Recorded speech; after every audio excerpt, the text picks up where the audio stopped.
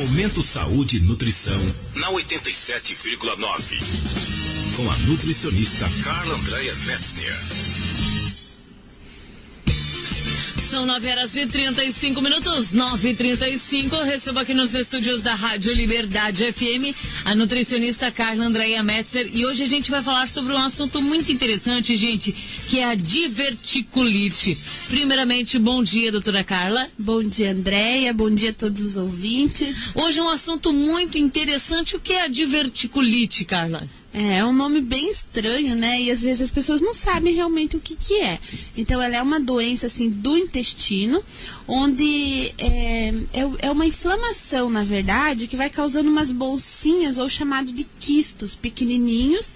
E isso lá dentro do intestino vai inflamando. Então, e principalmente na área do intestino grosso. Então, esse seria mais ou menos a definição dessa doença, né? E o que causa isso, Carla?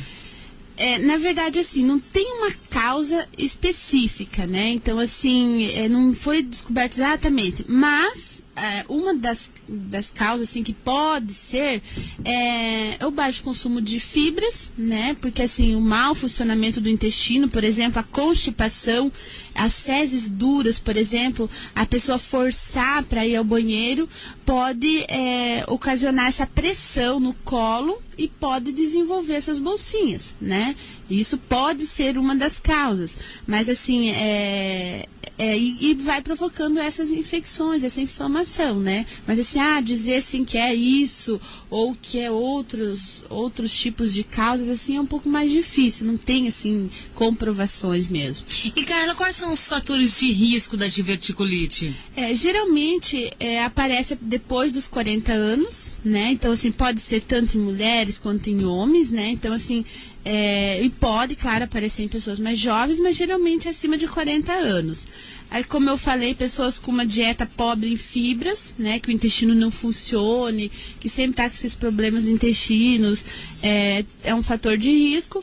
A falta de exercício físico também, porque daí também vai associar ali o não funcionamento do intestino. Então, não praticar exercício físico também é um fator que pode acarretar, né, a diverticulite. E, Carla, quem tem essa doença, quais são os sintomas da diverticulite? Então, assim, às vezes não aparece sintomas nenhum. Às vezes a pessoa não sente nada, né? Só essa constipação mesmo. O intestino não funciona. Outras já sentem um certo inchaço, cólicas, né? Então, assim, a gente fala que tem tipo um divertículo, né? É aquela bolsinha ali dentro que ainda não está inflamada, por exemplo. Aí a pessoa não vai ter os sintomas. Ela não está assim inflamada. Agora, se já passou para diverticulite, que é o que a gente fala, ela pode estar inflamada, tudo, aí sim a pessoa vai sentir uma sensibilidade maior na parte inferior esquerda do abdômen, né? Porque daí é a parte mais próxima ao intestino grosso, vai sentir inchaço, gases, pode dar febre, calafrios, náuseas, vômitos, pode ter vários sintomas desses. A falta de, não ter fome, uma alimentação, não consegue se alimentar de forma adequada, tem muita dor abdominal e às vezes não sabe que é isso, né? Às vezes trata achando que é dor de estômago. Dor de estômago ou outra coisa, porque às vezes dói em uma região um pouco mais embaixo e a pessoa não percebe que pode ser isso, né? E, Carla, falando agora, assim, por exemplo, de tratamentos, como que a pessoa deve saber que ela está com essa doença? Como que ela faz o diagnóstico dessa doença? Então, assim, como a gente falou, às vezes não tem aquele sintoma específico e às vezes o correto é procurar o médico, né? Então, às vezes, nem o médico só com esses sintomas, ele não vai conseguir saber o que você tem. Então, vai ser necessário pedir os exames específicos, né? Às vezes ele só apalpando no abdômen, ele não vai saber. Então, assim, pede exames de sangue, por exemplo, assim, se tá com os glóbulos brancos alterados, já vai ver que tem alguma infecção. Mas para realmente saber se é diverticulite, o interessante é fazer a tomografia computadorizada, né? Que daí realmente vai ver o intestino, vai ver tudo certinho e comprovar que é isso.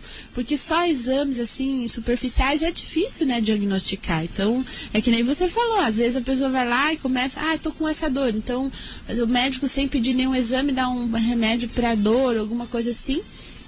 Pode passar, né? Mas isso vai voltando com o passar do tempo, né? Então, se está incomodando muito, é interessante fazer todo o diagnóstico e os exames mesmo. E como tratar essa doença, Carla?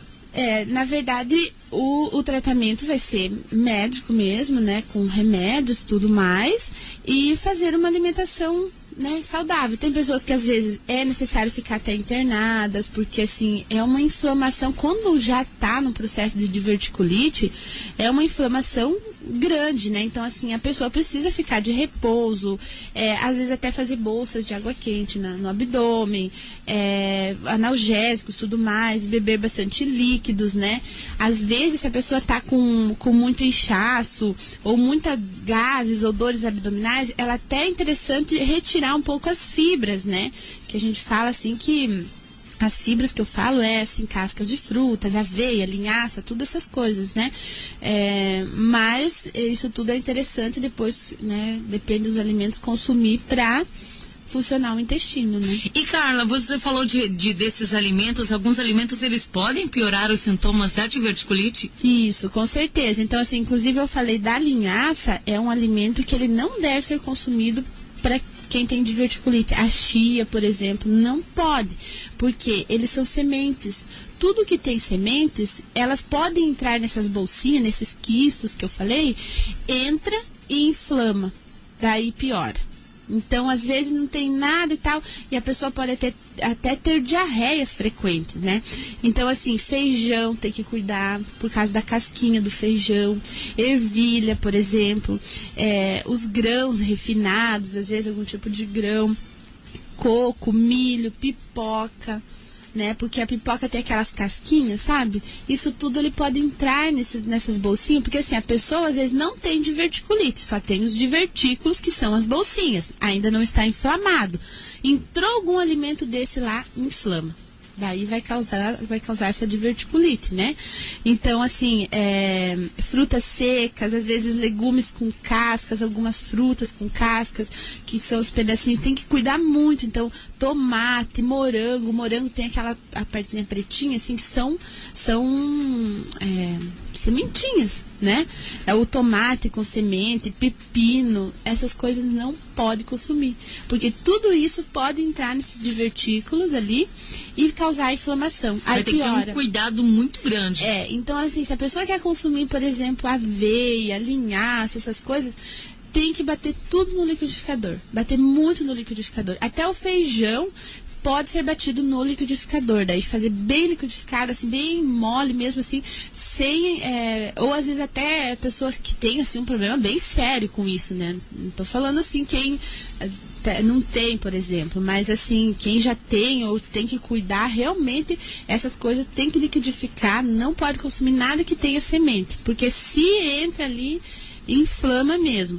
Outra coisa que as pessoas precisam cuidar é a questão do café, chá preto, bebida alcoólica, né? Tudo isso irrita tanto o estômago quanto o intestino. Aí deixa assim mais sensível tudo e acaba daí provocando uma inflamação maior, né? E Carla, quais são as possíveis complicações dessa doença?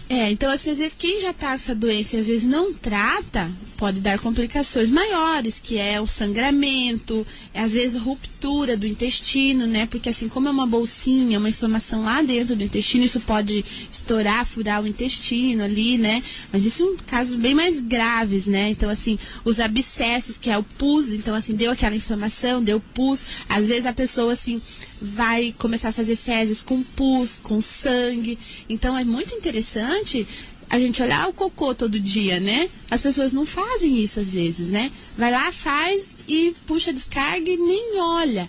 Às vezes, né, tá fazendo ali as fezes com sangue, ou pus, ou tem alguma coisa. É interessante analisar mesmo isso, né? Porque às vezes tá com algum problema e não percebe. Vai perceber, já o problema já está bem maior do que deveria, né? Então a gente pode fazer esse tipo de prevenção e cuidar mesmo. E Carla, tem como prevenir a diverticulite? Na verdade, assim, não tem nada científico, nada comprovado, assim, que você fazendo tudo isso certinho ou fazendo algum tratamento, você vai prevenir. Não existe, assim, porque às vezes pode ser até genético ou acontecer algum problema ali, que nem a gente estava explicando, que vai acarretar essa inflamação, né? Mas acredita, sim, que fazendo uma alimentação saudável, consumindo fibras, bastante água, fazendo exercício, já vai ajudar, assim, na prevenção. Tanto disso como de outras doenças, né? Então, qualquer doença do intestino, a gente precisa cuidar com alimentação, consumo de água e atividade física. Viu que simples, né? Muito fácil, né? É o que a gente sempre fala aqui em todo o nosso momento, né? Exatamente. Só que às vezes as pessoas, assim, querem às vezes mudar, não conseguem, né? E então, assim... É tão mais fácil comer um X-Bacon do que uma folha de alface, né? Ou uma salada. Porque assim, todas essas coisas são gostosas, todo mundo gosta, né? O paladar, um doce, por exemplo, chocolates, essas coisas, né? Tudo é muito bom, mas a gente precisa analisar, ver se isso realmente é bom para nós, né? É bom, para uma qualidade de vida, porque às vezes hoje tá tudo bem, vamos comer, mas chega uma certa idade ou chega uma hora que realmente parece alguma doença. Daí você acaba gastando em dobro e correndo atrás para conseguir reverter isso, né? E pensa, nossa, se eu tivesse cuidado, né? Então, assim, eu acho que sempre fazendo uma alimentação saudável, acho que é bem legal, assim, atividade física, consumir muita água, isso aí é fundamental, né? A gente vê que hoje as pessoas estão mais conscientes também, procurando aí fazer atividades físicas, procurando produtos naturais, como por exemplo lá na Nutrivida, aumentou bastante o consumo de produtos naturais, produtos diet, light, enfim, cereais e produtos encontrados na Nutrivida, né, Carla? Bastante.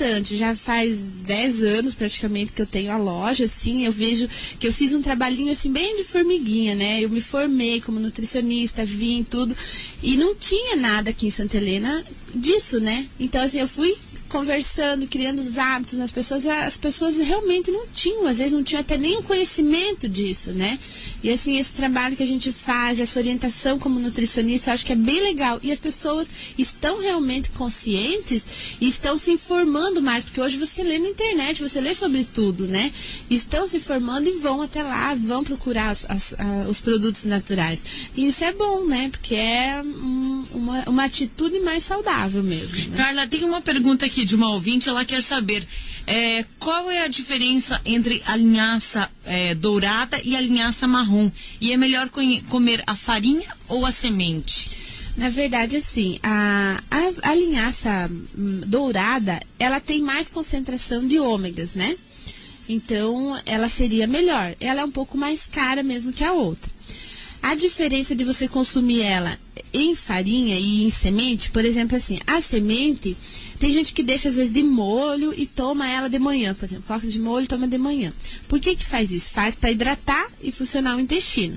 Mas isso é feito se a pessoa não toma muita água, senão ela pode tomar assim mesmo e consumir bastante água durante o dia, que ela vai fazer o efeito que ela precisa fazer. Em forma de farinha, eu gosto muito de indicar para quem tem, por exemplo, colesterol, triglicerídeos, porque assim, a semente ela sai inteira, já é mais para o funcionamento do intestino, ela não é quebrada. A farinha já vai absorver direto na circulação. Ela também vai funcionar o intestino, mas ela age como um óleo, né?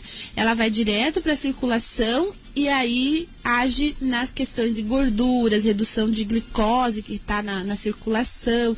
Então, é mais ou menos essa a diferença. Então, assim, as pessoas podem usar as duas ou usar...